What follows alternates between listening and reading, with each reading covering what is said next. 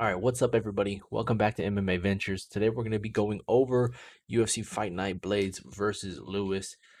Um, so starting to get into this, right here you have Andre Arlovsky versus Tom Aspinall.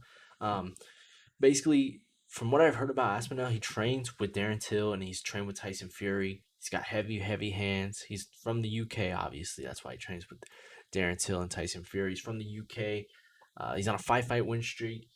And this is kind of like the young gun coming up and trying to beat the older guy, knock him off, and get a legend under his belt. Um, I do think he wins. I do think he wins. As much as I like Arlovsky, I do think Tom Aspinall wins, probably by knockout. Even though Arlovsky has been fighting pretty smart. Speaking of Arlovsky, he's obviously a legend. He's fought the who's who of MMA. Just about anybody you can name, and heavyweight, he's probably fought them. Um, he's on a two-fight win streak.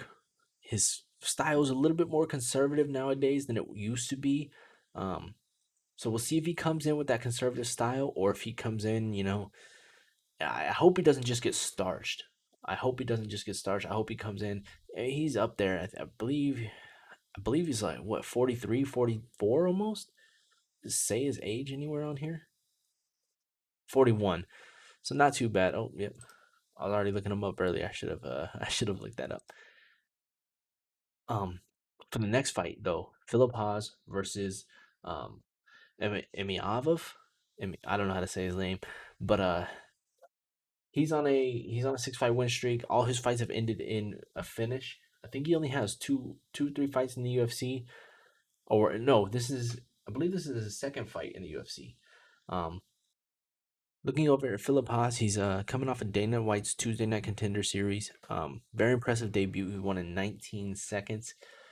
This fight is going to be a banger. I have a feeling both these guys are finishers. They're both going to go for the kill, and it's going to be a fun one. I really do believe it's going to be a fun one. Next, you have Olenek versus Chris Dacus. Chris Dacus has very heavy hands. He's only got two fights in the UFC, but they're both knockouts. Um, Olenek obviously has 70 plus fights. He's very high level on the ground, over 40 submissions, I believe, in his career, which is insane. Olenek's problem though, he seems to lose to the higher level guys. Like he lost to Mark Hunt. Um, he's lost to Derrick Lewis, or no, he beat Mark Hunt. I'm sorry, he beat Mark Hunt. He lost to Derrick Lewis, Curtis Blaydes. I believe he fought Junior Dos Santos. I believe that was one of his losses. No, forgive me. Forgive me. It was not Junior Dos Santos. But yeah, like Walt Harris, he loses to Overeem. So he's a good fighter. He's also very up there in age, 43 years old. So this is kind of like they're trying to build up the heavyweight division with these young guys taking out these older guys, and that's kind of what I see with the Arlovsky Tom fight and then the Olenek Chris fight as well. Um, do not count the bull constrictor out. Constrictor out. I. It's gonna be a fun fight. Um, if you're a betting man, you probably bet on Chris just because Olenek's older, but if he gets him down to the ground, it's gonna be a long night for Chris. So, moving on next, you have Charles Rosa versus Derek Minner. I don't know if it's Minor or Minner. Charles Rosa, obviously very well-rounded guy. His last loss was to Bryce Mitchell, who just who doesn't get dominated by Bryce Mitchell on the ground. Um, and this is the same type of fight. Derrick is a very high level jiu-jitsu guy. He has 22 submission wins, and he lost his debut in the UFC. Bounced back, so he's coming off of a win. Rosas is coming off the loss. Obviously, Bryce Mitchell should be a fun one. If it goes to the ground, I like Derrick in this fight, but if it stays on the feet, I think Charles Rosa can get the finish. This is like a toss up fight. It's kind of like a gimme fight. Um, yeah. Next fight you have Keltlin Vieira versus Yana Kuntin Sakaya.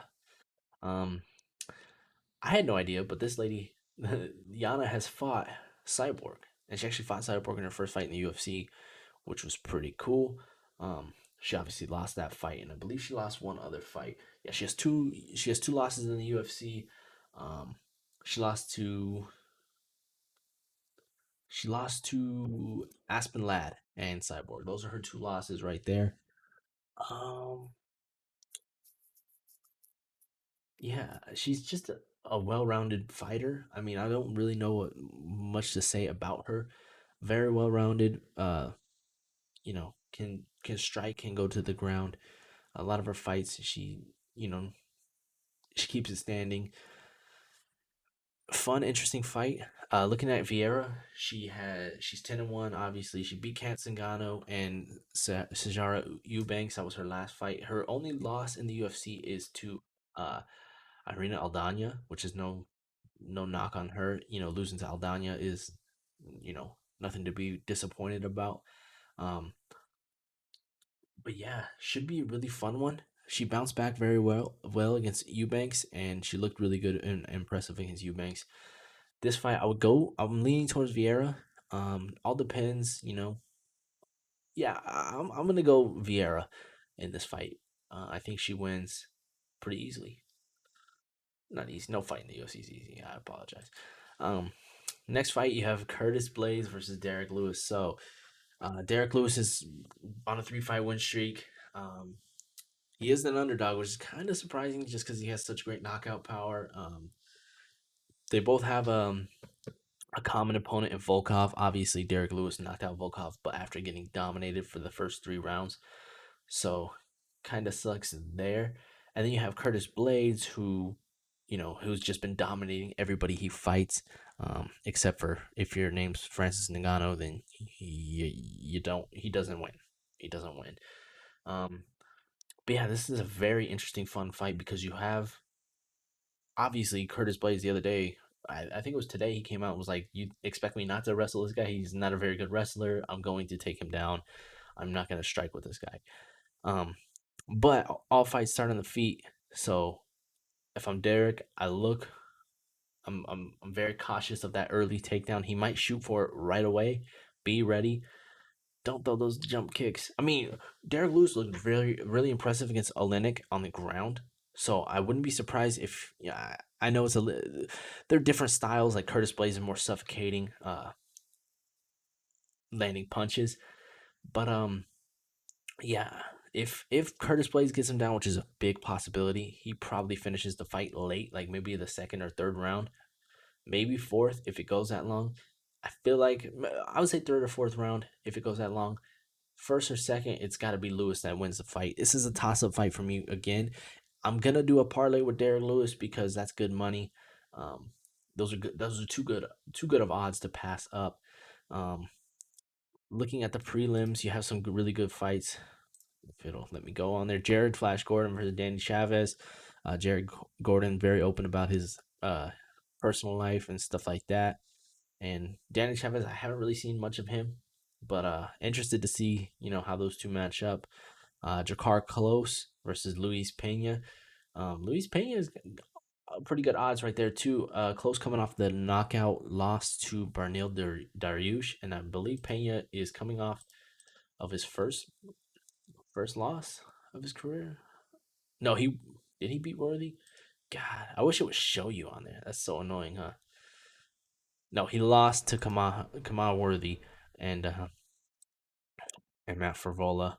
Um, so he's had a weird UFC career where he's like win one or lose one, win two, lose one, win one, lose one. So this is a big fight for him. Jakar Close is pretty much up there, ranking wise. So this is a fun fight for him. That's gonna be a banger of a fight too. Possibly fight of the night. You have Eddie Wineland versus John Castadina.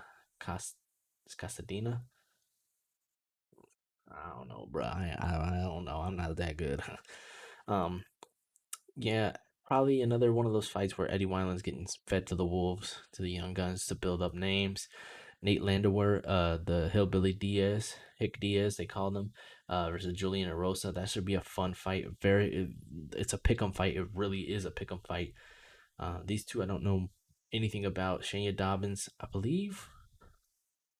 I don't know much about her. I was confusing her with the Eubanks, Chas Kelly versus Jamal Emmers. Jamal Emmers kind of getting that, a step up in competition, but it's against the older guy, the veteran. Another one. This is kind of like a passing of a torch type fight card. Um, haven't seen much of either one of these guys. And Jared Vandera is actually my coach. He trains at Team Quest with Dan Henderson and all them. I actually trained with him. He's a really cool guy. Definitely gonna throw some money on him. Uh, he was supposed to fight Sergey a long time ago. That's why he called him out at the Contender Series. So it's gonna be a fun one. Got my money on Jared. If I'm gonna do a parlay, it'd probably be Jared, um, Luis Pena. I would go Derrick Lewis, and then how big of a favorite? Hmm. I might go depending on this fight.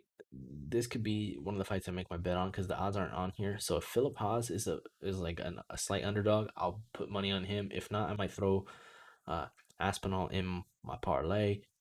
Um, but yeah, hope you guys enjoyed this video. Obviously, Derek Lewis at plus 300. Earlier, he was plus 275. So, this is interesting. It's good odds. I mean, it's good odds for somebody who's been knocked out by power punchers in the past in Francis Ngannou. Um, and Derek Lewis is beating Francis Ngannou. I know it wasn't the most entertaining fight, but it still happened. But let me know what you guys think in the comments below. And yeah, peace.